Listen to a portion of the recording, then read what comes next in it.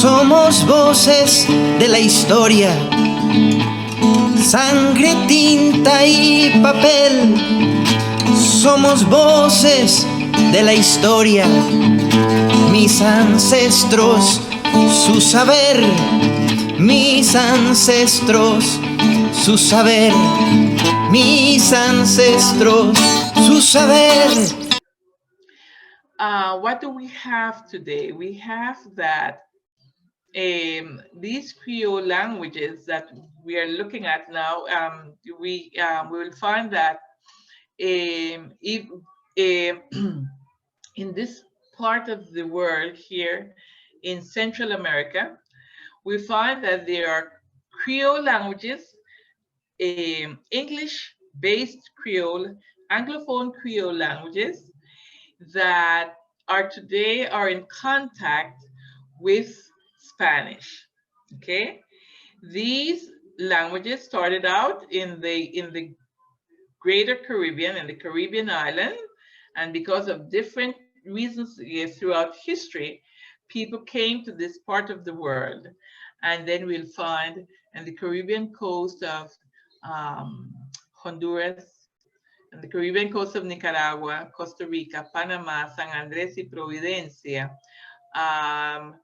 we'll find Creole languages that are in contact with Spanish. And it is important here to say that in these cases, the Creole is in contact again, okay? Because the Creole, for example, spoken in Jamaica or spoken in any other St. Kitts or in Barbados, they are still in contact with their lexifier language. Okay, so for example, let me go back to and give the same example of Jamaican Creole. Jamaican Creole continues to be in contact with English, okay, with its lexifier.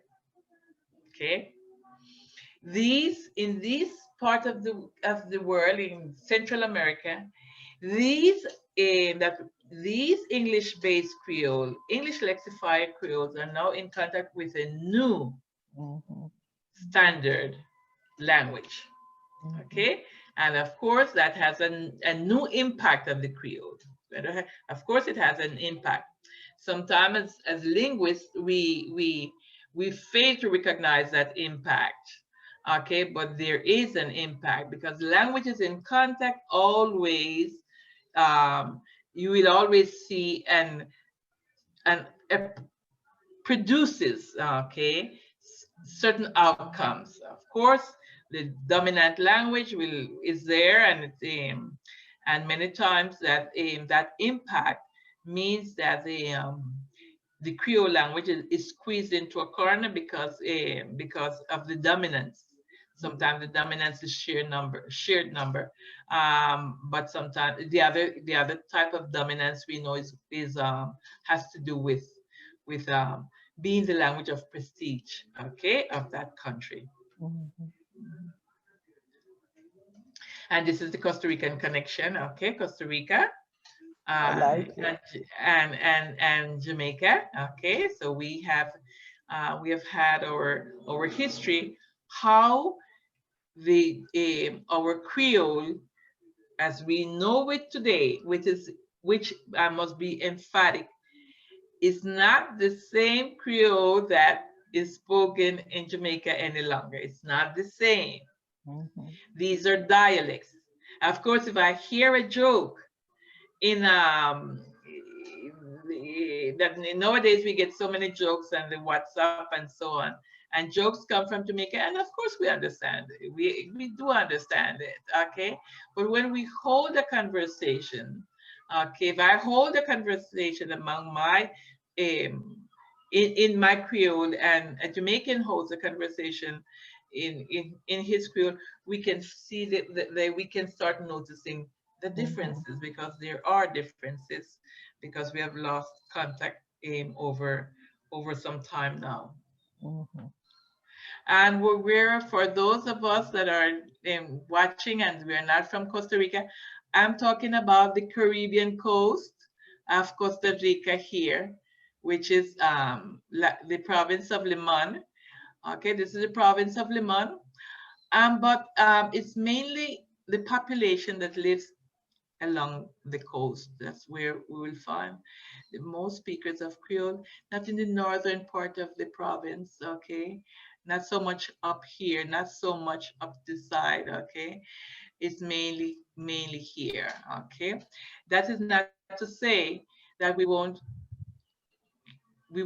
hear Creole in other provinces, okay? Like Heredia, Alajuela, San Jose, Cartago, but the concentration of Creole language and the studies that we do mainly here, because we still have a great number of people of African descent living in this in this area, okay, in this area.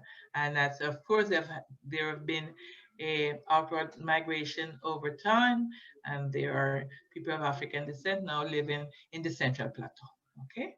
But that's not where our focus is right now, okay? So it's usually, the same will happen in Nicaragua. It's going to be on the Caribbean coast.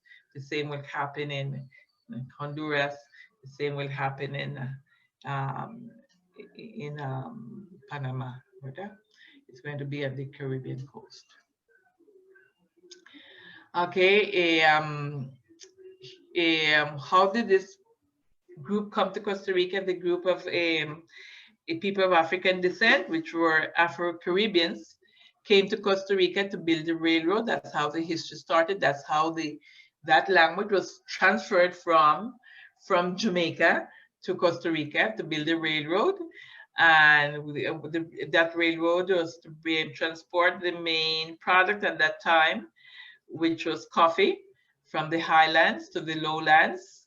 Because before the construction of the railroad, the coffee had to go down to South America and all the way up, okay? And so with Port Limon so close to the Atlantic Ocean and to the big ports of the world in the US and in Europe, of course, which is also in the Atlantic Ocean side, building that railroad in the Caribbean would make the task easier and much more productive. So that's why our forefathers came to Costa Rica to build a railroad. Once the railroad was completed, many of them stayed back, and they started to work in and the banana production with the United Fruit Company. And of course, we must always mention that many of them have been were self-employed, as Dr. Hutchinson has pointed out several times in her research as an historian, okay? But the importance why I wanted to say here about the United Fruit Company as a linguist, that Limon was really a banana enclave, okay? Limon was a center. People that lived in Limon did not have a need to satisfy their needs in the highlands, in the Central Plateau. They did not need to go to San Jose or to Cartago or Heredia, the Central Valley, for the needs. It was everything. They could really satisfy their needs right there in the province. That does not mean that there wasn't a lot of movement, especially by sea, okay? We must remember that the United Fruit Company have their ships, and they had the same banana production in Honduras and in different parts in Panama and so on. And throughout the Caribbean Sea, our population of African descent were always in contact with their with other people, other West Africans. I'm sorry, Caribbeans, Afro-Caribbeans, other Afro-Caribbeans that lived in these areas from British Honduras, Panama, and they would go back and forth to the different islands, especially in this case, Jamaica, since most of the people came from Jamaica. Okay. Now, this is also going to be important linguistically, okay, because that networking, okay, that was very closely knit, okay, and multiplex at that moment, because you're there in Limon without moving out of the province of Limon, okay, gave that close networking, okay, people were in a closer proximity. And then also the movement throughout the seas, okay, made that contact, and that reinforced the language. It reinforced the language, okay, because that's what we need to keep a language alive and well. What we need to use it and use it and use it and use it. That's the way you maintain a language, by using it, okay, and you use it in different domains, not just one, not just one domain. And any parent trying to teach, sometimes we have bilingual parents or people from different linguistic groups, okay, that are trying to teach their kids. They want the kids to grow up bilingual. Okay, that's a difficult task, okay, because for the language, for there not to be, for the kid to grow up to be fully bilingual, equally bilingual, and not one language standing out above the other one, is that both of them must be on equal footing, which means none should have must be much more prominent than the other one, in the sense that one is more used than the other one, but we have equal footing, equal use. That's the way you can become a real balanced bilingual. So that's why I wanted to point out this, for as a linguist, the United Fruit Company and the history of Limon at that moment, and the tightly knit and multiplex interaction between, yeah, among the population. Okay, so at church and at school and at workplace, and if we see pictures, even in the 1950s and so of Liman, you can see that, okay, the workplace, the population was much more homogeneous, okay, much more homogeneous, and that is really going to reinforce the language. That's a way to reinforce your language. I'm not saying good or bad. It's for us to understand the outcome that we see today, okay? Language reinforcement. Okay, these are just visual aids, okay? Um, our forefathers that came to work and building the railroads, so that would be some visual aid there. Okay. Also, it is very important to point out, as part of that moment in the history, um, our parents, our grandparents, and our great grandparents, and even our parents, um, that were born here in Costa Rica, they were not integrated into the Costa Rican culture. And this is a two-sided thing, okay? They were not integrated into the Costa Rican society. Um, as most migrants, they came with the idea of going back to their homeland at some point. So that is something we must also keep in mind. It is a two-way road, okay? And they didn't they didn't care to learn the language because they thought that they would go back. They would go back as most immigrants. We will go back to our homeland to our country at some point. And when I'm saying homeland, the most recent homeland I'm talking about, which would be the Caribbean, wherever they came from, if that meant that they came from Jamaica or they came from some other Caribbean island.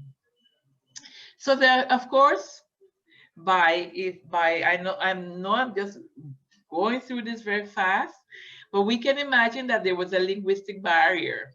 Okay, the Afro-Caribbeans did not speak Spanish, and of course, the Costa Ricans, the mestizos, did not speak Creole or English for that matter. Okay.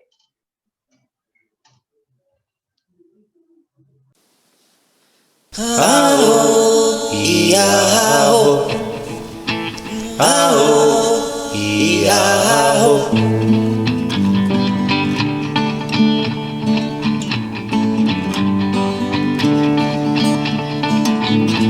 Somos voces de la historia, sangre, tinta y papel. Somos voces de la historia, mis ancestros, su saber, mis ancestros, su saber, mis ancestros, su saber.